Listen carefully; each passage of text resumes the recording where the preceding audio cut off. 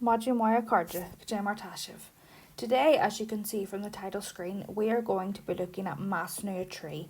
Okay, so we're drawing to the end of our poetry project, and so measúnú is the last thing we have to do before St. Patrick's Day. The learning objective for today's lesson is that by the end of this lesson, you will understand what you have to complete for measúnú a tree. How will I be assessed? So there are 3 parts of the measúnú, okay? The first 20% of your mark is going to be credited to the effort you put into all of your work on Google Classroom during lockdown. Okay, so that means if you've completed every piece of work and if you've done it to the best of your ability, then you've already automatically got 20% of your measúnú, okay? But say you've done every piece of work, but I know that you've rushed through it and I know that it's not to your best standard, you're not going to be reaching that full 20%, okay? And especially if you have pieces missing, you're automatically going to lose out on some marks as well. So what I ask you to do is, if you have any time between now and the deadline of your measúnú, which I will tell you at the end, I want you to go through and try and tidy up your Google Classroom, okay? The next 40% you're going to receive will be assessed on a poetry recital. So what is a poetry recital? Whenever you recite something, it's whenever you stand up and you say it with confidence, okay? And I have a success criteria for the poetry recital, which we're going to have a look at in a moment. The last 40% of your assessment is going to come from a piece of creative writing, and you're going to do this based on picture inference, okay? So you're going to have to write a story about a picture, and over the past few weeks and before midterm break as well, we were really developing our picture inference skills, so everybody should be able to do this without any problems. So let's look at the poetry recital. The poem I want you to recite is On Stopping by the Woods by Robert Frost. Okay, so you don't get to pick what poem from the poetry project. Everybody will be reciting On Stopping by the Woods by Robert Frost. How am I going to see your recital? So usually if we were doing this in the classroom, everybody would take their turns and coming up to the front of the classroom. Obviously we can't do that, okay? So I still need to know that you're reciting your poem, and how you're going to do that for me is you're going to make a TikTok, okay? So I know the majority of us are all gaffing a TikTok recently and everybody knows how to use it, okay? However, if you don't use TikTok, or if you're not allowed to use TikTok, that's completely understandable. I'm not going to force you to use it.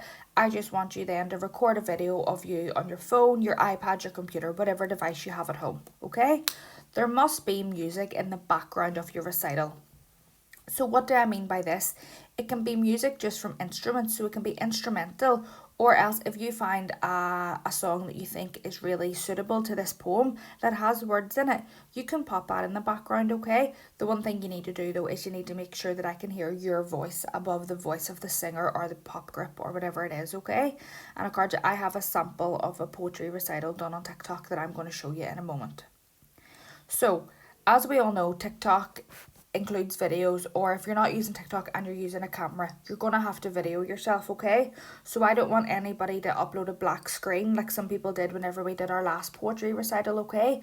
You've got 3 options of how you can upload your video. You can just take a video of you reciting it, record yourself of you saying the poem. That's fine.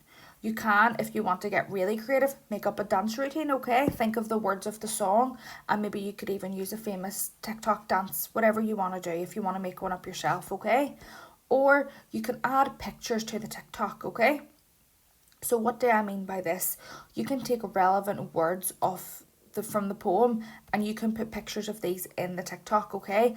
I have written here in brackets, note the pictures must be relevant to the poem, okay? So I don't want to see a selfie of you and your friends in the park, or I don't want to see what you had for your dinner last night, okay? It has to be relevant to the contents of the poem, and you'll see what I mean after I share the success criteria. I'm going to show you the example, okay? So, this is the success criteria for the poetry recital. Your TikTok or your video must be loud and clear so I can hear you, okay? So, I don't want you mumbling really, really fast like this so I can't even understand what I said there now. I want you to speak nice and loud and clear. Just like that, okay? I shouldn't be struggling to listen. I should freely and without any flaws and faults, I should be able to understand what you're saying. You mustn't read it too fast, okay? You must try and follow the rhythm of the poem. And this is something you'll see that I didn't really manage to do whenever I made my TikTok. So I've never used TikTok before, okay? And I didn't know that there was a limit on the video. So when I saw the time running out, I was really rushing the last stanza, trying to get all my words in. However, whenever I had finished, I noticed that I had only given myself a 30-second time limit, okay? So you can up that to 1 minute or 1 minute 30 seconds. I'm sure you are all a lot more knowledgeable on how to use TikTok than I am. Or if you're not doing a TikTok and if you're just recording yourself, then you won't have this problem at all, okay? There must be appropriate music attached to the TikTok. What do I mean by appropriate, okay? It needs to be about the poem. It needs to reflect the poem. So this poem, as we discussed in our last lesson, the rhyme and rhythm of it is quite slow and quite emotional. So I don't want to hear any rave music or anything. That's not appropriate, okay? Also, I don't want to hear any music that sings or discusses anything that I wouldn't want to hear, and I don't want to hear any music at all that has bad words in it, okay? No, I won't be accepting that. As I said in the last slide, you need to make sure that your music is quiet enough in the background so I can still hear you reciting the poem. And if you go into the settings, you can change the volume of the music and the volume of your voiceover. So I need to hear your voice more than I hear the music. As specified again, your TikTok must be a video, or if you're just doing a video, that's fine. Either of yourself reciting the poem, or if you want to make up a dance routine, or of a collage of relevant pictures. And as I said, I'm going to show you the example I did right now. Deadline.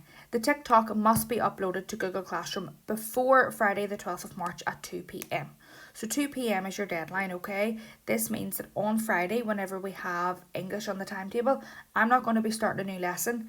I'm not going to be uploading any voiceovers or any work for you to do. Use the hour in Friday's lesson to complete your measúnú and to get it uploaded onto Google Classroom. So this is the example of the poetry TikTok, okay? And this is what you'll understand, and you'll be able to interpret what I mean by a collage of relevant pictures. So I have just Googled these pictures from certain words in the poem, saved them to my camera roll, and then I was able to upload them onto TikTok, okay? Whose woods are these? I think I know. His house is in the village, though. He will not see me stopping here to watch his woods fill up with snow. My little horse must think it queer to stop without a farmhouse near, between the woods and frozen lake, the darkest evening of the year. He gives his harness bells a shake to ask if there is some mistake. The only other sounds the sweep of easy wind and downy flake. The woods are lovely, dark and deep, but I have promises to keep, and miles to go before I sleep, and miles to go before I sleep. Okay, gorgeous. So hopefully everyone can understand there what I mean by that I spoke too fast, okay? So I wasn't following the rhythm of the poem.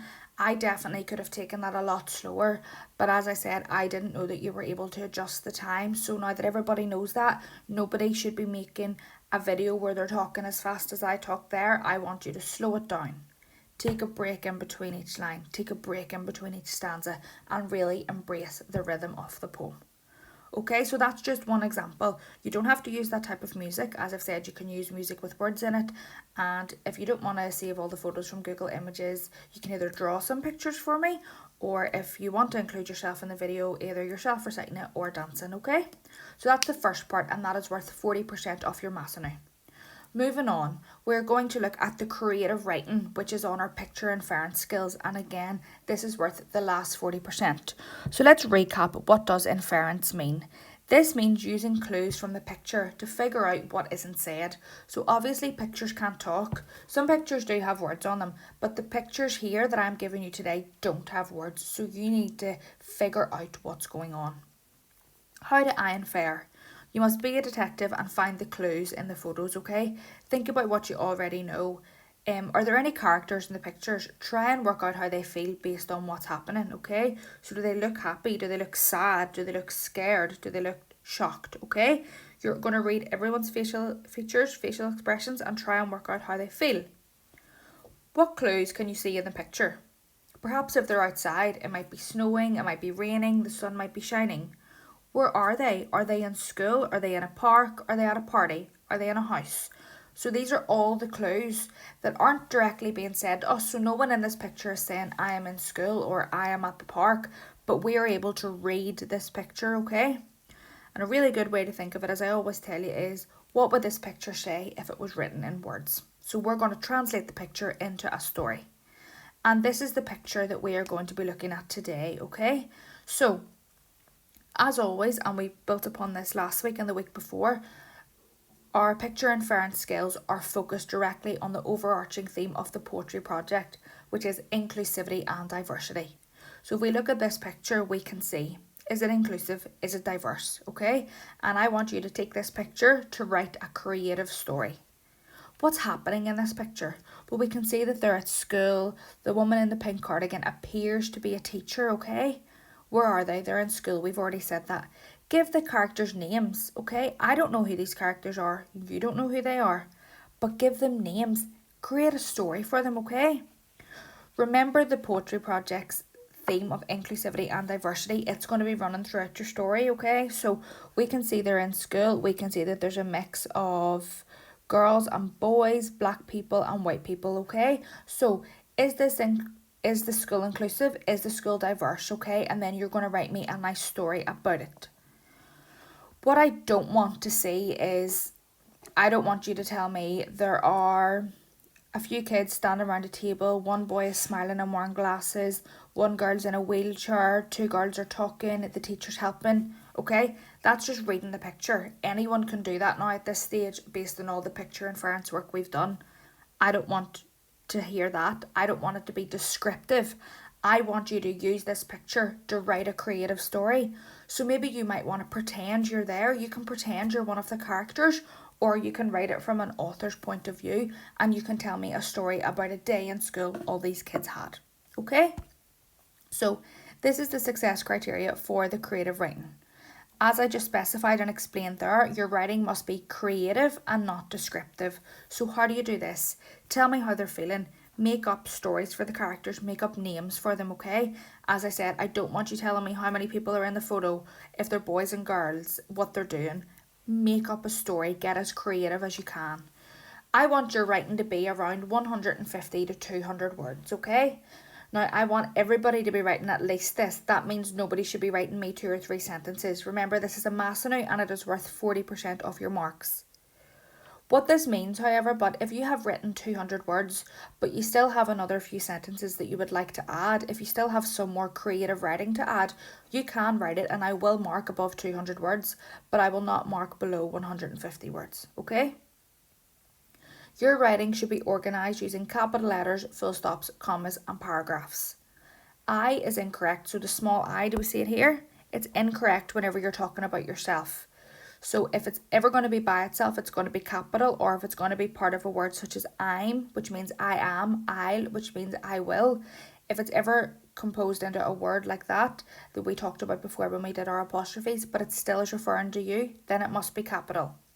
You. If you're trying to say the word you, it doesn't matter whether you're talking to me, one person, or whether you're talking to every single pupil in college first year. It is spelled Y-O-U, whether it's singular or plural, okay? Never ever ever do you write it as the letter U, okay? And never is it use with an S on the end. It is always Y-O-U. Okay, so these 3 middle points occur to about your capital letters, full stops, commas, paragraphs, your I and your U. I want you to check back on this before you submit your creative writing. I should not be marking anybody's writing and highlighting the fact that you didn't put a capital letter at the start of your sentence or that you forgot a capital I. These are silly mistakes that, yes, we make whenever we're writing really fast, okay? So that's why I give you a success criteria. I want everybody to check their writing before they submit it. You don't want to be losing marks for silly things such as no capital letters or no full stops whenever I have told you here what to do. So whenever you finish your writing, you're going to think, perfect, I finished. You're not going to upload it onto Google Classroom straight away. You're going to take this success criteria and you're going to go through it. You're going to mark your own work before I mark it. And that then will help you get as high a mark as possible. And again, the deadline for the creative piece of writing, this must be uploaded onto Google Classroom by Friday the 12th of March at 2 p.m. So as I specified last time, I will not be uploading a lesson on Friday. There will be no new work to do on Friday. Use the hour of Friday's lesson to finish your measúnú and to upload it onto Google Classroom. So As specified and as a recap, make sure you check the success criteria for each piece before you upload them. So you're going to do a little bit of self-assessment, okay? And this then will help you realise perhaps you did speak too loudly in your TikTok, so you'll have to do it again. Or perhaps you did forget to put full stops in your creative writing. These are things that you can realise yourself, correct them, and then when you're uploading it, I won't have to correct them, which means you're going to get a higher mark. And as specified before, the deadline for both pieces is on Google Classroom, Friday the 12th of March at 2 p.m. Agus mór a cardja. As always, if you have any questions at all, just pop onto Google Classroom private comments and you can ask me there, okay? My Shiv.